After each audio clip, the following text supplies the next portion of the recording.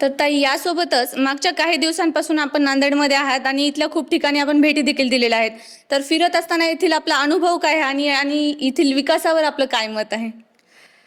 फिरत असताना खरंच नांदेडची जनता मला फार त्यांच्याबद्दल हे वाटलं, वाईट वाटलं, की खूप लोक आहेत की ज्यांना ना बेसिक त्यांचे साधं जगता येणं, मूलभूत जगता आणि गरजा. त्यांचं झोपणं सुद्धा अवघड झालेलं आहे. आत्ताच घर पडलंय का त्या ठिकाणी हं. बांधकाम सुरू असताना. नांदेडची जनता साधी भोळी आहे बिचारी, परंतु ती त्रासामध्ये आहे. त्यामुळे मला अत्यंत सहानुभूती आहे त्यांच्याबद्दल.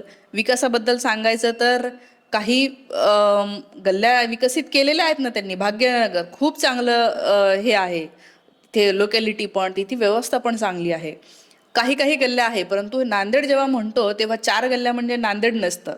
नांदेडचं बाकीचं जर का 80% भाग बघितला तर तो मी पाहिल्याच्या नंतर मला फार त्रास झाला.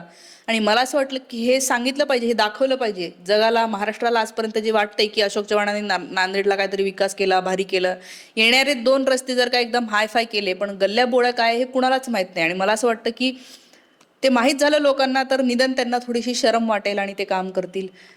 परंतु विकासाबद्दल खरंच नांदेडला विकास करण्याची खूप गरज आहे. जेवढा निधी येतोय तेवढा जशाला जसा खर्च जरी केला तरी नांदेड खूप छान होऊ शकतं, जे की झालं पाहिजे अशी माझी इच्छा आहे. ओके ताई.